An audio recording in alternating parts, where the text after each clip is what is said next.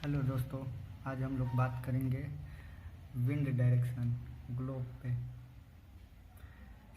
North hemisphere और south hemisphere में totally wind का डायरेक्शन हम लोग बस एक जो मैप दिख रहा है बस उसी में सारा डिटेल है। इनसे आपको बहुत सारे क्वेश्चन सॉल्व हो जाएंगे। तो हम बात करते हैं पहले इक्वेटर्स की। इक्वेटर्स वाला लाइन ये है 0 डिग्री, और इस पर आप लोगों को पता है ट्रेड विंड चलती है। ट्रेड विंड्स व्यापारिक पवन बोलते हैं इसको। और ये जो है नॉर्थ हेमिस्फेयर में नॉर्थ ईस्ट की तरफ से और साउथ हेमिस्फेयर में साउथ ईस्ट की तरफ से चलता है। और ये किन के बीच होता है? 0 to 30 नॉर्थ, 0 to 30 साउथ। और ये इसका पता लगाए थे हेडली महोदय ने। हेडली महोदय ने पता लगाए थे, इसलिए इसको हेडली सेल भी कहा जाता है। और ये जो है लो प्रेशर का बेल्ट होता है, और यहाँ पे वेट मॉइस्चर जो है पाई जाती है, इसलिए ये वेट है।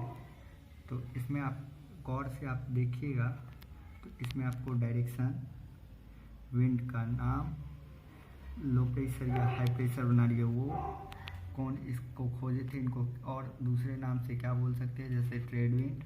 ट्रेड विंड को हिंदी में बोलते हैं व्यापारिक पवन। और हेडली साइंटिस्ट थे जिन्होंने इनका खोज किया था, उनके नाम पे ही जो है इस विंड को बोलते हैं, तो उनको बोलते हैं हेडली सेल। तो इनको या तो हम हेडली सेल भी बोल सकते हैं, ट्रेड विंड भी बोल सकते हैं, व्यापारिक पवन भी बोल सकते हैं। और इसका डायरेक्शन नॉर्थ हेमिस्फेयर में क्या होगा? North east. साउथ हेमिस्फेयर में साउथ ईस्ट। और यहाँ पे जो है वेट टाइप क्लाइमेट मिलेगा हमें, लो प्रेशर बेल्ट होगा। अब आगे देखते हैं यहाँ पे लो प्रेशर क्यों होगा? क्योंकि यहाँ जो है सन का सबसे ज़्यादा रोशनी जो पृथ्वी पर यहीं पे ट्रेड विंड के पास ही आता है, इसलिए यहाँ पे लो प्रेशर सबसे ज़्यादा लो प्रेशर बेल्ट यहीं बनेगा। तो यहाँ की हवा ऊपर उठेगी, दोनों तरफ जाएगी। तो ये देखिए, एक ऊपर की तरफ और एक नीचे की तरफ। आगे हम लोग चलते हैं नॉर्थ हेमिस्फेयर, पहले देखते हैं नॉर्थ हेमिस्फेयर में। अब देखते हैं 30 to 60। 30 to 60 को बोलते हैं हम लोग फेडल से, क्योंकि फेडल महोदय ने इसके बारे में पता लगाया था। और इसी को हम लोग बोलते हैं वेस्टर्ली विंड्स। इसको हिंदी में बोलते हैं हम लोग पछुआ पवन, जैसे कि लिखा हुआ होगा। आगे हम लोग देखते हैं इसका डायरेक्शन। ये डायरेक्शन जो है साउथ वेस्ट की तरफ है। किधर है डायरेक्शन? साउथ वेस्ट की तरफ। और यहाँ पे हाई प्रेशर होता है, क्योंकि हम जानते हैं कि हवा जो है high pressure to low pressure चलती है। तो ये हाई प्रेशर से लो प्रेशर की तरफ चल रही है। ये हाई प्रेशर है 30 डिग्री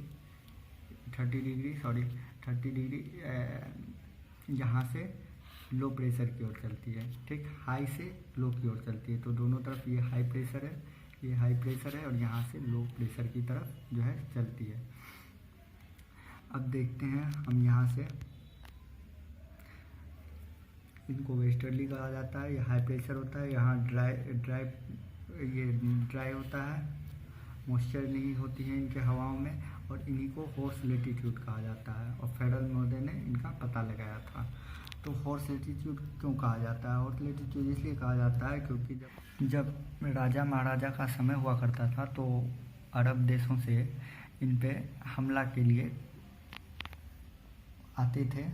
तो उस समय क्या जहाज़ से ही आते थे, जहाज़ से आते थे और घोड़ा उस पर लेके आते थे। तो उस टाइम तो कुछ था नहीं जिससे कि मोटर तो था नहीं जिससे कि वो आ सकते थे। तो वो हवा के डायरेक्शन के थ्रू आते थे। वो पाल वाला नाव आप मूवी में देखे होंगे, नहीं देखे होंगे तो पैरेट्स ऑफ कैरेबियन में दिखाया गया है, आप देख सकते हैं। तो उनसे तो होता क्या था कि यहाँ पे ना हवा शांत हो जाती है। यहाँ पे ड्राई है, यहाँ पे हवा शांत हो जाती है एकदम। तो यहाँ पे उनको कुछ डायरेक्शन नहीं मिलता था, तो उनकी नाव भारी हो जाती थी और घोड़ा वोड़ा रहता था, बहुत सारा सामान रहता था। तो यहाँ पे क्या करते थे, वो सब डूबने लगते थे। तो घोड़ा को ना यहाँ पे उतार के फेंक दिया जाता था। ठीक, इसी लेटीट्यूड पे, तो इसलिए इसको हॉर्स लेटीट्यूड भी कहा जाता है। चलिए आगे देखते हैं। अब है पोलर, ये पोलर सेल, पोलर सेल कहते हैं इसको। पोलर स्टर्ली भी कहा जाता है, पोलर स्टर्ली विंड। ये भी जो है ड्राई होते हैं और इसका डायरेक्शन क्या होता है, नॉर्थ ईस्ट की तरफ होता है, नॉर्थ ईस्ट डायरेक्शन होता है। और सेम कंडीशन साउथ हेमिस्फीयर में भी होता है। देखिए ये पोल के पास पोलर, ये भी ड्राई, ये वाला देखिए लो प्रेशर बेल्ट यहाँ पे, क्योंकि यहाँ पे एक देखिए यहाँ हाई प्रेशर है, यहाँ से लो प्रेशर की ओर जा रही है, ये हाई प्रेशर है, यहाँ से लो प्रेशर की ओर जा रही है, दोनों तरफ लो प्रेशर की ओर जा रही है। तो अब आपको इसमें सारा कुछ जो है दिया गया है, आप बस अच्छे से पढ़ें। और डिटेल में अगर जानना है तो आप मुझे कमेंट करें, और कुछ नहीं समझ में आया वो भी कमेंट करें, लाइक करें, शेयर करें। और ये एक मैप में आपको बहुत सारे क्वेश्चन का जो है क्लाइमेटोलॉजी के क्वेश्चन का आंसर मिल जाएगा। तो कैसा लगा दोस्तों बताइएगा, और थोड़ा सपोर्ट कीजिए। और भी मैं मतलब बहुत कम टाइम में बहुत ज़्यादा मतलब यूनिक उसको बोल सकते हैं हम, ट्रिक वाइज। हाँ, हम ना ज्योग्राफी का एक ट्रिक वाइज मतलब बहुत कम चीज़ों में बहुत सारे चीज़ जान सकते हैं, ऐसा हम बनाएंगे। तो आप लोग का सपोर्ट रहा तो ज़रूर बनाएंगे। चलिए कैसा लगा ये बताइएगा, ज़रूर बताइएगा, अपने दोस्तों से शेयर कीजिएगा। Thank you.